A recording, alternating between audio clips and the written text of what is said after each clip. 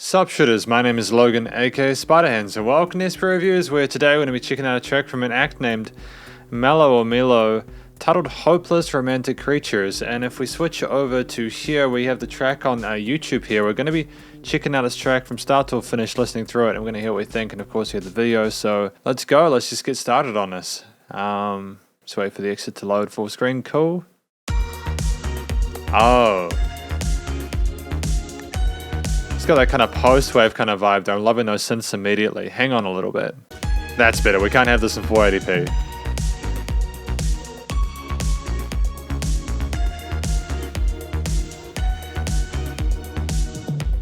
I'm loving the vibe of it. It matches some of the newer stuff I'm hearing. You know, people going back to their 80s roots and stuff like that. The freshness of those keys and the reverbs and stuff like that.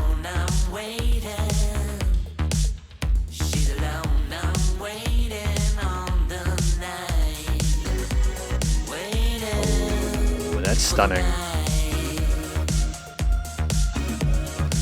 Really fascinating synth sounds. I know, like, I've spoken a lot about synth so far, but really, when you have that kind of uniqueness in that tone, it elevates beyond the sidechain kicks and that quarter note groove and everything like that. Guys, voice is positioned really well in the mix.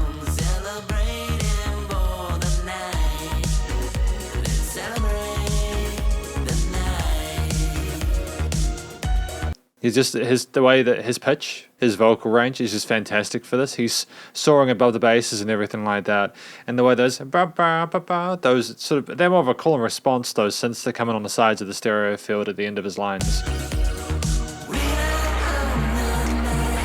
The power behind that, man.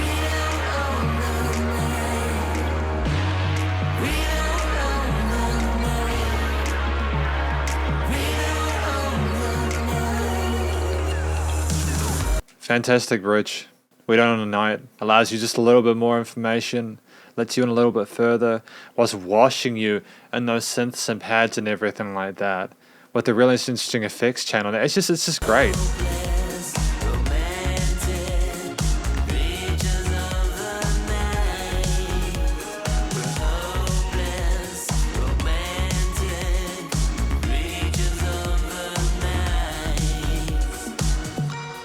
I'm loving the sound of those toms as well. They're like little subtle things, you know, like they're almost sub layers with how non-dominant they are in the mix. But they just fill in the space really well. It's like the call and responses that we had with some of the main words in that sort of chorus and that hook line. You know, we're filling in space in creative ways.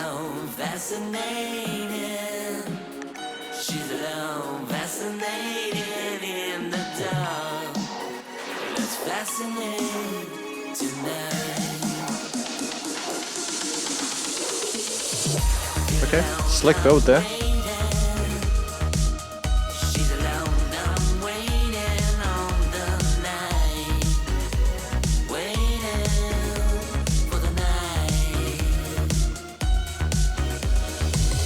So we have a similar approach to what we had in the first verse. We had everything sort of like drop out and out lower than the first half of the second. And I appreciate that. I think it's great to sort of mess with expectations a little bit, you know, especially after the intensity of that hook section. Just have range in both the perceived loudness and how full it is.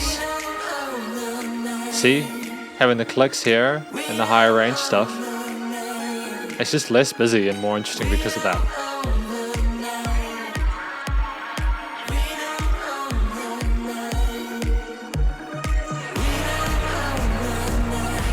Okay, where are we going with this?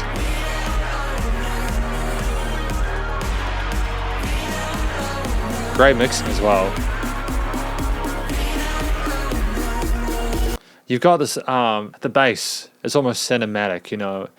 It's kind of like, it's just got an air of professionalism around the production in general, especially like, you've got a little bit of automation with those vocals now swirling around and everything like that. Great attention to detail as well. We are not allowing a theme to sit too constantly. There's constant development and adjustment to keep it engaging. Okay. Back into this chorus section, that's good.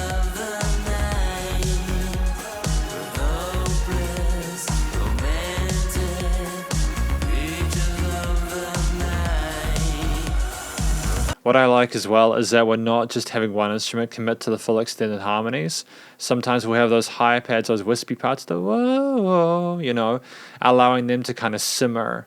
You know, we might have some switches with the bass line, but then you have some sort of held notes that act as sort of like an anchor. And you don't know where you're going, but you're enjoying yourself regardless.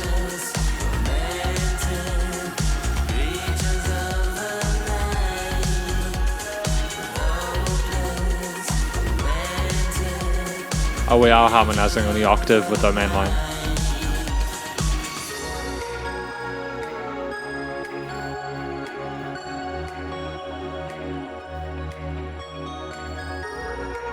Really pretty adjustment here. It's nice to have a soft, little clean, kind of glittery, starry kind of part in this track. I mean, honestly, like the strength of some of these other bass instruments and the percussion and how it all clips in there and kind of gets stuck into you. And when you don't have the softness of that mid to high range of his vocals in there, the more sort of staccatoed sound to it with the, it's pretty. It's a very pretty song. It's kind of sad that it's over, to be honest. I'm very, you know, I've only just met it for the first time, but I feel as if I'm gonna, you know, I want to know more about it. But this is the conclusion of my review of MELØ's Hopeless Romantic Creatures. My first impressions with MELØ. I am not used to reviewing a lot of this kind of music, but I have to say I'm a massive fan of it. I think that, again, some of the I don't know what specifically this genre is. So after doing a bit of digging, I read somewhere that they've got like a post-new wave sound. It does, yeah, it reminds you of the stuff that came out of like the late 80s, early 90s. That really moody ambience, like a little bit of darkness there, a little bit sinister, a little bit seductive, you know, with those synths and those pretty little parts up top, but just the kick and the bass, they just smack you up, you know, in the best possible way. And I think this track is about someone who is struggling with their desires and trying to cope with them, you know, how to control them, how to stay on top of them. And I think that's a beautiful thing to write a song about. I think that's something a lot of people are going to be able to relate to. I mean, I tried not to sort of count my experience with the music video and when I do these reviews, simply because I'm not as knowledgeable about video production, but it, you know, from what I saw of the video, it did seem like people were trying to get together. There was just a gate or a fence separating them, you know, that limit there, you know, that limit between losing their control and not. And I think this music did kind of remind me of sort of like a nightclub kind of vibe with people losing their inhibitions like that. I think it's a beautiful thing. Really great stuff to write about. The vocal performance came from someone who sounded like they could simultaneously relate to what the song was about, while also had this charming, confident, friendly, sort of genuine swagger to it. I don't know how to really describe. Some of those adjectives may don't go with each other, but it's someone who is simply watching, as if watching themselves from afar, and speaks of experience of having to struggle with controlling, you know, dealing with temptation and everything like that. The vocal melodies were spectacular. You know, they were really nice and tuneful in the mix. I liked how we kept a reasonably neutral approach to the actual delivery of it. Like, we didn't necessarily invest into like trying to sell how we felt about it. It was a very cool and calm and collected performance. At the same time, though, some of the distorted effects and other sort of parts of the effects chains that were on the side vocals and everything like that kind of illustrated that tension, that angst, that frustration there.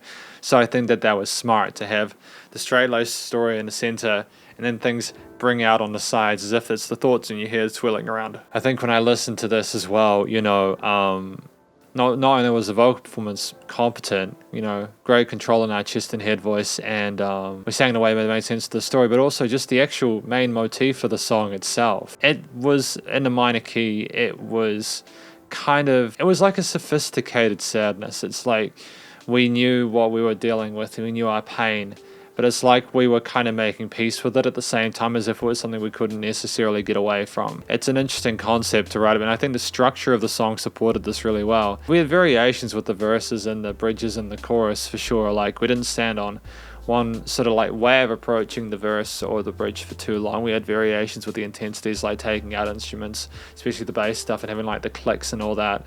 But, you know, I'm not going to pretend this is the first time I've heard someone do that in a song.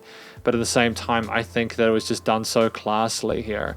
It was done in a way where even if you'd expect it from the style of music, you didn't expect it at that particular position. We didn't really copy and paste anything too much. You know, we tried to make it more of a journey rather than a this is the thing and this is the thing and you can expect that thing is going to be next. There weren't a lot of you know, it was a 3.5 minute track, so we didn't really have time for extended sort of solo sections or anything like that. But I think especially in a single where we're trying to show the merit to ourselves as like vocalists and as producers, we didn't necessarily need to go much further than this. What I did appreciate though is that we had voicing of like the lady vocals and other upper octave stuff later on. And we had, again, considerable sort of like development as we went along. We really wanted to make sure that there was no filler within this track. And in thinking back, I don't think it would have made sense for us to have necessarily made the song longer or introduced more parts to it, because I think that we told the story that we needed to in the verses, bridges, and chorus anyway. It's not like we had a mass amount of range in our storytelling. Like, we didn't try to sort of write the Odyssey into this, but at the same time, I think, you know, talking about hopeless romantic creatures and discussing the demons that we sort of deal with, I think that's all we really needed. I think you got the hint. And it was as much of an absolute banger to sort of dance along and groove to as it was meant to be something that you learn from. The actual performance on the various instruments, the harmonies there, I think that the strength of this is that we had sort of reasonably palatable, not simple. There was like some parts like with the drums, for example, where there was great range, you know, with like the tom fills and stuff like that, and some of the cymbal work there and a bit of the filtering and stuff like that. You know, and I'm not going to pretend that like every track was super complicated or anything like that, but there was range between them. I think we knew how to sort of like level the instruments and melt them together in a way where we made the most of their strengths whilst also, you know, letting some have a bit more sort of form than others. I think that, you know, especially like when we saw that something was in a similar range frequency wise to the vocals, we allowed that to come in, like those synths on the side in the verse and the little sort of twinkles of the starry synth in the outro. I think we understood the power of that. And when it, like in some of the bridge sections, when we did have the low end come in and really sort of stack that bass and mid resonance and with those strings and everything like that, we understood that it needed to be a constant, therefore, for the vocals to continue to stand out, even if we had less of the vocal parts going in there. But I think that's the thing, like there was no overplaying. I don't think that anybody added notes and they were extraneous or like there was careful consideration in that respect as well, and that's part of why I don't mind that there wasn't a solo section. I think that if you added a dedicated element to an instrument that didn't need to be there, it would have been detrimental to the experience. There was enough fascination coming through with the vocal lines and the various sort of like overdubs and the backing parts and all that and the harmonies that were stoked by those, as well as the use again of different instruments to carve out an overall harmony by having some that sort of work better in their own range, an octave or two above the low parts that were comfortable in theirs. We made the most of the strengths of the various instruments in the arrangement. I'm happy with that part. Finally, the production, recording, mixing and mastering was splendid. I'm really happy with what we got out of this. I think that it was ready for commercial release. The quality of the actual recording vocals was fantastic. It was nice and clear. There's no weird sort of artifacting or anything like that, and the effects change stuff made it resonant to the mix whilst also giving it a bit of a home, and it sounded like it was recorded amongst everything else. I liked the tone of the different instruments themselves. The EQing, filtering was done correctly. There was a bit of compression on some of the parts like the drums and stuff like that, and just the side chaining of them as well to the bass and everything. The gluing and leveling of the stuff in the mix was done well. There was fantastic attention to detail in the stereo panning and the way the instruments were placed in the stereo field, and things were notched well in the frequency spectrum as well. Everything had a place and they made sense there, which meant that it could be more easily glued, and therefore you get a nice sort of constant sound from the limiting compression, which was also done quite well. It was nice and loud without pumping. All in all, I don't have anything to really sort of complain about within this track. I think this is one of those songs where I listen to it, I just enjoy it. I just appreciate the work's been done. And so it's pretty positive feedback, I suppose, but at least I've tried to explain why I'm being positive. So thank you very much for watching this review of MELØ's Hopeless Romantic Creatures. Hopefully you enjoyed it. If you did, please do go show them some love via their various social medias and their website, and stay cool, stay safe, and please remember to support your local musicians and artists at this point in time, as they need the help more than ever with all the crazy stuff going on. And I'll catch you in the next review. Spiderhands out.